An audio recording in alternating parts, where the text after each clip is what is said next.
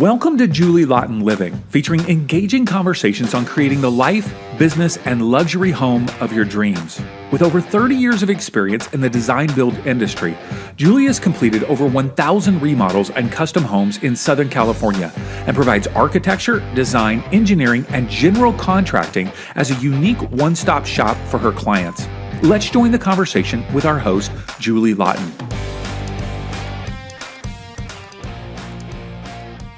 Well, Julie, it's great to be with you again today. Thanks, David. Great to be here. We're talking about pursuing your passions and doing what you love. So as you were growing up, and we've heard some really fun stories about things that you have excelled at as you were growing up, but I want to hear what helped you identify your true passions when you were growing up? And did you have any challenges or doubts along the way as you were exploring those passions? Well, I did so many things when I was young because I was an artist. I could draw anything. I was drawing dogs and cats and horses, and then it turned into cars, and then that turned into mechanical engineering. And then I was the youngest certified life instructor, water safety instructor in Iowa at 14, and I was a lifeguard for 4 summers, and I taught swimming lessons. So I know I enjoyed teaching people and being in front of the group of people wanting to learn something. So I knew that teaching part was there. And then I was, I played on the tennis team, I played on the golf team, and I liked the challenge of the sports and the training that came with it. So it was constant, perfecting the skill for golf. I had a coach, so it's constant golf practice, constant. So I liked the perfection of the art of doing something correctly. And then I played the drums, the piano, and the bass violin, but I didn't like the piano. So my piano teacher kicked me out because I wouldn't practice. So there. And then I had played the violin and the bass violin. It was too heavy to carry to school and it hurt my fingers. So that was frustrating. But I don't know why I picked bass, but I ended up with drums, which I play today. And I'm really good at that because it comes out of my hands. Like the music is in, I don't have to read music. It's just there. It just comes out of me. So it was easy to identify what I was good at. It made me happy. And there were the things I wasn't good at that was frustrating me. So I just stopped doing them. So what I hear you saying is you tried a ton of different things. Like Yeah. And I assume did your parents encourage you to try all those things? Did they challenge you to do that? Or was that driven more by you? No, my parents gave us, I would say it was like an opportunity, but for some reason, I wanted to play tennis. I wanted to play golf. My grandpa was running the golf course at the time and gave us golf clubs. So I think he started that whole thing. And I played really good golf because I was kind of a natural swing. So it was easy for me. Whereas my sister got more frustrated because her swing wasn't the same. So she didn't stick with it as much as I did. But she's better at piano and the violin. And, to this day, so she excelled at the things I wasn't good at, which is weird. And she played boys baseball, which is kind of funny. And so we didn't have soccer parents. I don't know. They weren't pushy or driven, but they gave us the opportunity and we decided what we wanted to do. And so it was kind of neat because we kept busy every summer with activities, and it gave us a chance to explore what we were good at and not good at, just like trying to decide what to major in college. It was so hard because was it music? Was it art? Was it architecture? So I finally decided on architecture, but all those trying all these things really helped, define what I was good at an early age. And I feel kind of blessed that I was able to do all that stuff. Mm-hmm. A lot of people struggle with societal pressure or expectations. Maybe it's from parents, friends, culture. Did you feel like it sounds like you didn't have that from your parents, but did you feel like you had those expectations or pressure from anybody else in your life? No, it's funny because my mom and dad didn't ever say that you have to do this because you're a girl or you can't do this because you're a boy. So my sister played boys baseball. And I did archery shooting, and there was only guys in the class.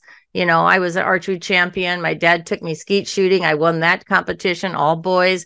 We were never told we couldn't do something. So I think it's because my mom was forward thinking, of course, and it was the 60s. So thank God I didn't have parents that pushed me or pressured me, but we had natural talent. I mean, the music talent is in the family, the athletic talent is in the family. So we were allowed to try everything.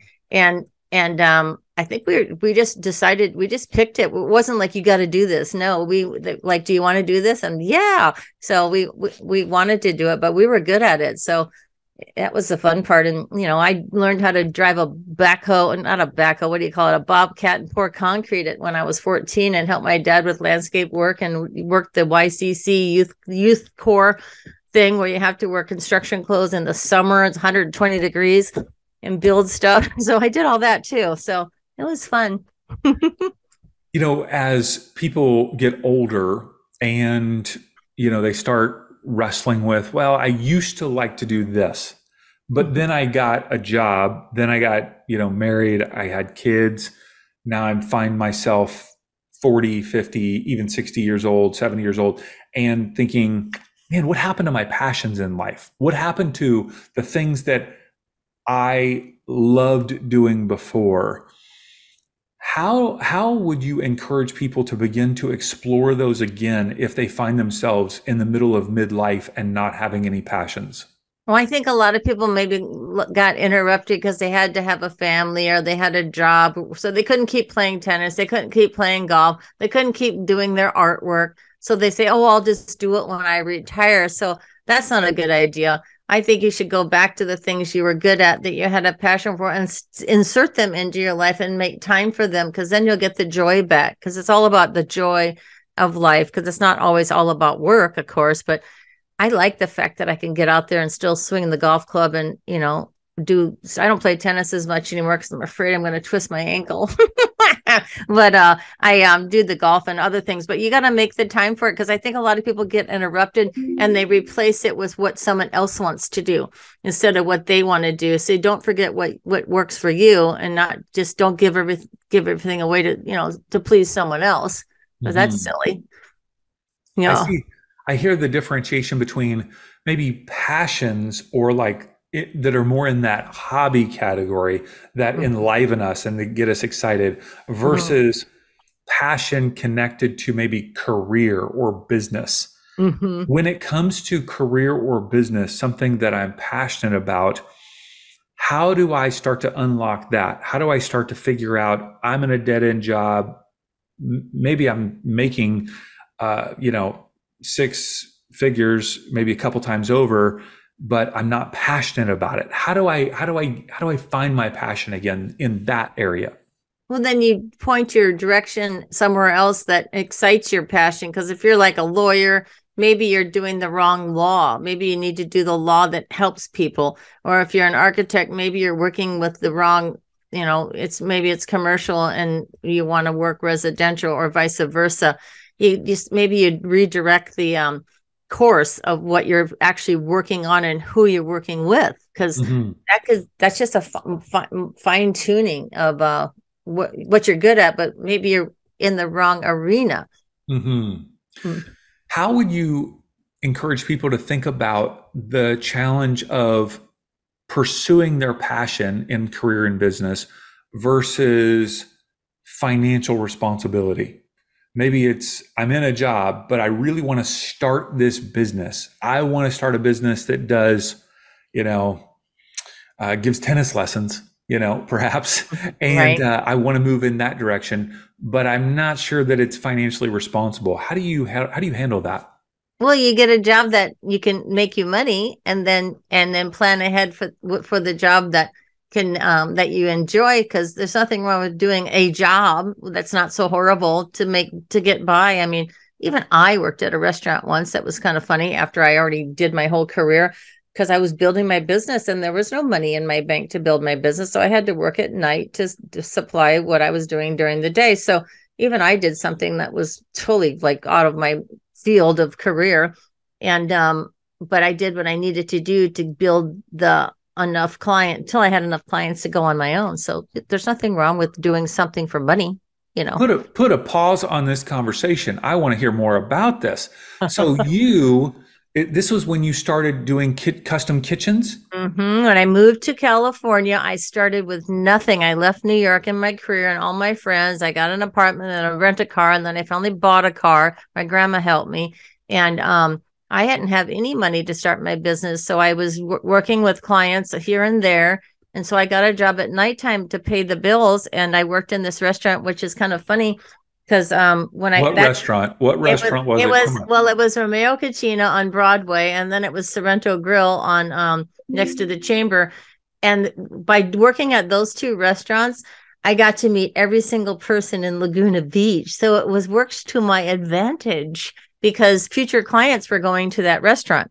So it was kind of neat. And I learned how to run a restaurant and be a hostess. And I found the restaurant business fascinating because it's very similar to design, because you're preparing a meal, people eat, and by the end of the evening, you're done. So it's like a 4-hour experience maximum, whereas my work is 1 year experience. But it was kind of similar how you treat them and get them ready and sell them, and then it's funny, but it's like a little mini version of the customer service we do as designers, builders. But it was fascinating, and I got to meet the people that I know today, so it was fun.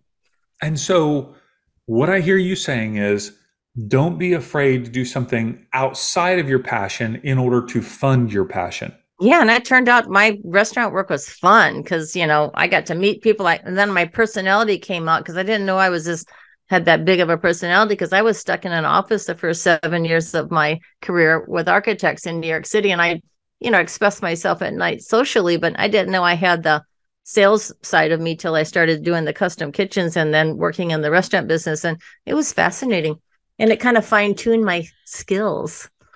Now, once I am finding my passion and I'm trying to implement that in my career or in my entrepreneurial endeavor, how would you say I would know if I'm on the right path? Like if how would I know that? Well, you feel it, and then everything starts to click. Then you start getting this thing called synergy. So people you need to work with or want to work with, it all starts to happen. It's weird because you're actually manifesting it every day, what you want, because hopefully you're writing it down, you're setting goals, and you're dreaming and projecting what you want to do, which is called manifestation. And then once you manifest, it will happen. If you stay on course, it will happen. That's guaranteed. hmm So some of our listeners are parents of elementary school kids, middle school kids, high school kids, maybe even college kids. What advice would you give them in trying to support their children in identifying and pursuing their own passions?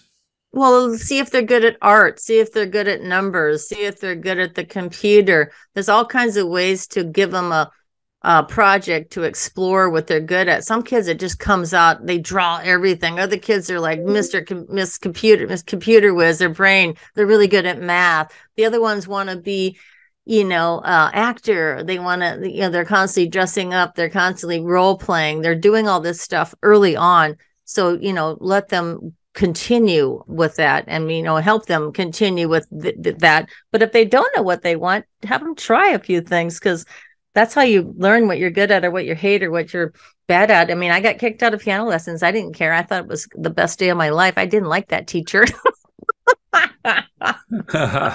She was mean. Well, And I love what you said your parents did by just giving lots of freedom and lots of options to yeah, a try lot of lots of different choices. things. A lot of choices and no barriers. No, you can't do this. No, you can't do that. No, you have to be like a girly girl or something. No, none of that crap. Mm-mm. hmm And I grew up with my mom's two younger brothers, so there was boys around all the time, and we learned to be tough because they taught us, how to act and how to behave around our peers, and so we learned from the parents, a lot of coaching from the parents, but I had it around my mom's family too, because my mom's the oldest of 12, so we had a lot of people helping us. So that made a huge difference. All right, what's one last word of wisdom that you want to share with listeners regarding pursuing their passion? Just get out there and do it. But it really is identify what makes you happy and don't cover that up. Don't lie about it. Don't be afraid.